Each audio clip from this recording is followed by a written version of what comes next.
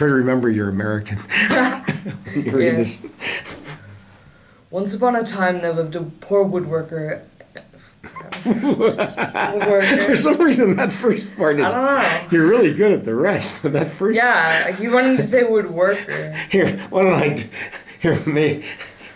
Let's trade places just for a moment here. No, stay where you are. Come to think of it, it's better. I keep wanting to say woodworker. Do the best you can. We'll have to cut that. Okay, let me just move over a little bit. I'll sit in the chair or something. Just. Oh no! Wait, that's no good because after I go, you then return. Of course, I can cut it then, and I'll just try this. This is kind of how I had it envisioned. Yeah, you told me to take that part out. Once upon a time, there lived a poor woodcutter and his wife. They had 2 children, Hansel and Gretel. A great famine had fallen upon the land, and the woodcutter could not find daily bread for his family. Late one night, the father couldn't sleep due to worry and hunger. Pick it up with the father. Do you want me to read the father slower? Well, yeah, but also do it any way you'd like. That can have the accent or whatever. Whatever you want to do. What am I to do? How can I feed the poor children when there is not even enough for ourselves? Early tomorrow morning we will take the children deep into the forest. We will build them a fire, give them each a piece of bread, and then go to our work. They won't be able to find their way home, and we shall be rid of them. I can't do that. The wild animals will eat them. You fool! Then all of us shall die of hunger. Just start building our coffins then. The mother finally... Okay, wait, while we pause for a minute. I'm sorry. Okay, now, what I need to do, this is more of a technical thing, is between each line, take a little bit of a breath. It'll slow down, the dialogue doesn't have to be that quick, but I can shorten it, in the editing as well, and that'll give me a clue. But actually, sometimes that sounds better to pause. You've heard how William Shatner acts. I think he does it to get more time on stage, basically. Yeah. But still, you're doing well, though. Keep in mind. But remember to slow down.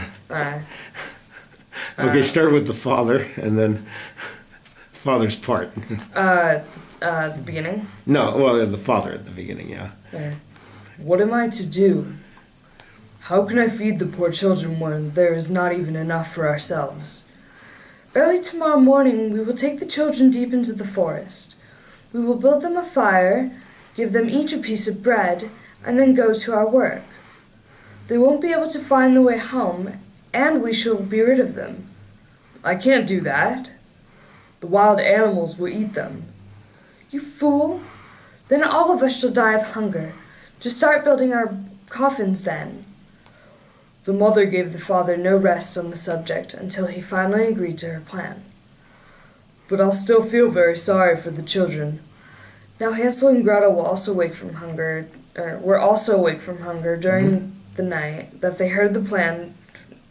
Keep going, man. Now Hansel and Gretel were also awake from hunger during the night, and they had heard the plan to leave them in the forest. Whatever shall we do? Hush, Gretel. Let them fall asleep. I have a plan. When their parents were fallen asleep, Hansel snuck outside. The moon was shining brightly, and there were white pebbles on the ground that glittered. Hansel stuffed as many of these pebbles as he could into his coat pockets. Then he went back inside and told his sister that all would be well. In the morning, their mother awakened them. "Get up, you sluggards! We must go and fetch some wood. Here's a piece of bread for each of you. It's your dinner, so don't eat it up before then because it's all you're getting." They walked into the forest. Hansel kept stopping and turning towards the house. "What is it, Hansel?" "I'm just looking for my little white cat. It's sitting on the roof, saying goodbye to me." "Fool! There is no cat. It's the sun shining off the roof." But Hansel was not looking for a cat. He was discreetly dropping pebbles along the path, one by one from his pockets. When they reached the center of the forest, they all gathered up the brushwood, and the father lit the fire. "You children rest here. Your father and I will go and cut some wood further in the forest. We'll fetch you when we're done." When noon came, the children ate a little bread. They thought they heard the strokes of their father's axe, but it was not an axe. Their father had tied a branch to a withered tree, and it was the wind blowing it back and forth that made the sound. After a long while, they became fatigued, so they closed their eyes and fell asleep. When they awoke, it was late and very dark.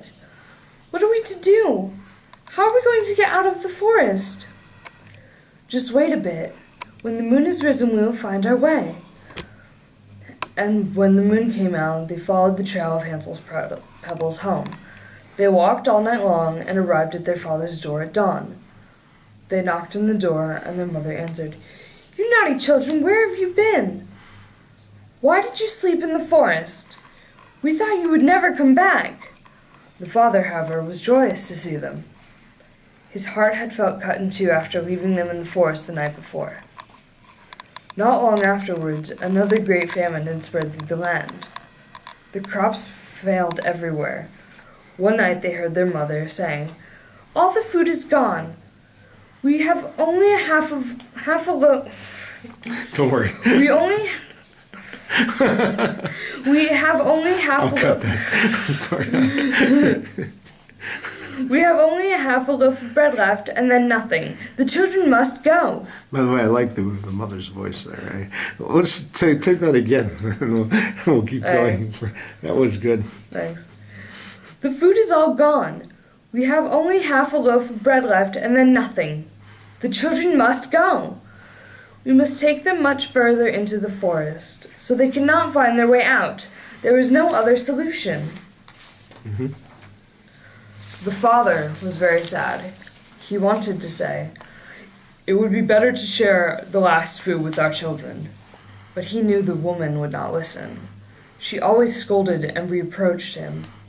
And since he had yielded to her the first time, he had to yield again. Hansel and Gretel, however, were still awake and heard their conversation. When all was quiet, Hansel again got up to go and collect some pebbles, but the mother had locked the door. Gretel was afraid. "Go to sleep, Gretel. All will be well."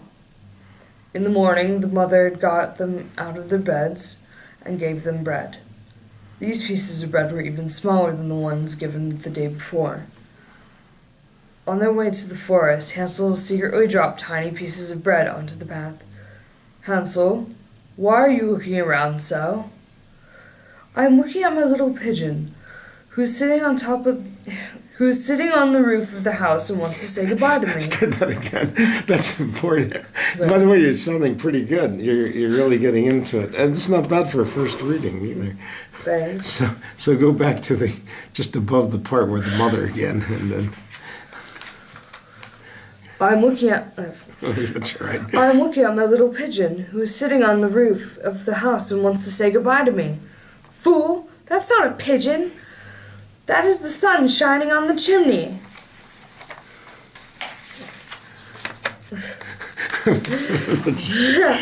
It's a good thing. Hey, this might be a very funny tape, but Yeah. that's good.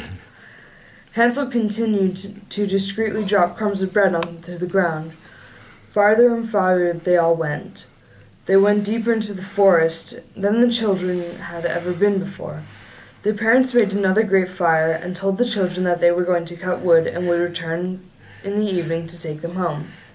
When noon came, Gretel shared her bread with Hansel, who had scattered all of his bread along their way. Then they fell asleep, and the evening passed with no one coming for them. When they awoke, it was very dark, and Gretel began to cry. "It's all right, Gretel. When the moon rises, we shall see the breadcrumbs and find our way home." But when the moon rose, they could not find Hansel's breadcrumbs because the birds had eaten them all up. "Don't worry, we'll find our way out." But they didn't find their way.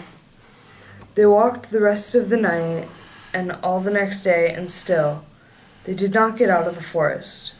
They were very, very hungry, and all they had eaten was 2 or 3 berries they found by accident. Finally, they could go no more and fell asleep beneath a tree.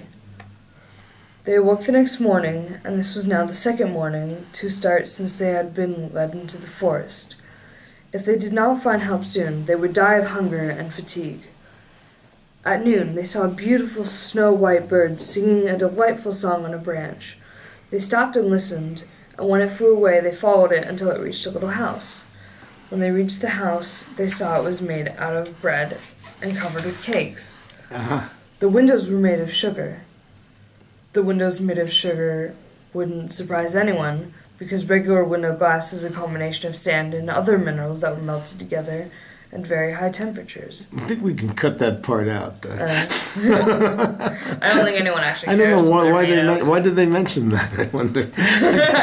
No one actually cares what windows are made of. Well, not in this case. The kids they get or a formula for how windows are made can This wait. is not Breaking Bad candy version. Yeah, I know. See, it is a narration. It was pretty good up till then. The dearth part too. They just used the word famine. It's a weird word. We're coming almost onto a break time, so as soon as you finish, I try not to work more than an hour at a time. Look, Gretel, we shall have a meal at last. I'll eat the roof, and you can eat the windows. Hansel broke off a bit of the roof to taste, and Gretel nibbled on one of the sugar glass panes. Nibble, nibble, gnaw. Who's nibbling at my house? The children looked at each other in fear. The wind, the heaven-born wind. The children could not stop themselves. Hansel tore more of the roof, and Gretel pushed an entire round window pane. They both sat and continued eating. Suddenly the door opened, and an old woman on crutches pushed herself out. The children were frightened. They let the food fall from their hands. "Oh my, dear children, who has brought you here? You look tired. Do come inside and stay with me. No harm shall come here. No harm shall come to you here." She took them inside and gave them milk and pancakes with sugar and apples and nuts. When they were finished eating, they were put to 2 little beds with clean white linen. Hansel and Gretel thought they were in heaven, but the old woman only pretended to be kind. In reality, she was a witch. A wicked, wicked witch who had only built the house to lure little children so she can cook and eat them. The next morning, the witch seized Hansel and locked him behind a grated door in the stable. He could scream, but no one could hear him. Then she took and shook Gretel awake. Get up, you lazy child! Fetch some water and cook something good for your brother. I'll put him in a stable, and he needs to be fed and made fat. When he is fat, I will eat him." Now, Never mind that section. Oh my God. Anthropologist. What'd they say? Go ahead and read it anyway. I'm gonna have to sound it out. Which word? Anthropologically? I can't read it. Can I see it? Yeah. I should have an extra. Underline it too, would you? Because I think we're going to cut it.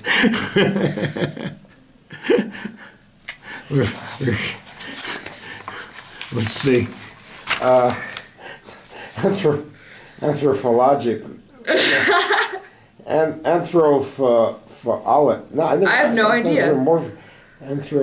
I thought it was anthropology, but it's not. Or should I say the eating of... Oh, no. Anthro meaning people. Right. It's a word I don't know. Or the eating of human flesh is at best an acquired taste. I don't think witches would acquire more often than not. Why don't we strike that part out of it? Right. That's just like the chemistry of windows. Yeah, by the way, one of the things I thought, like adding a line where go ahead and scream as much as you like. Was the witch voice okay? Oh, it was great. The thing is, can we bring the others to the same... it was really good. Perfect voice. See if we can get the children to be more energetic, maybe Hansel. But he was pretty good. The only thing is wicked. That's why I may send you some clips like YouTube to watch. That I get the idea. Now, it said in the forest to scream, right? I felt like saying deep in the forest, the witch would say, no one can hear you scream.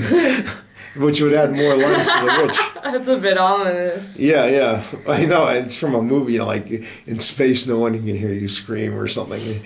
Yeah, well, it is a pretty creepy story. They say you have to include all the all the grisliness for the tale to really fascinate the children. And in the forest, Yes, I know.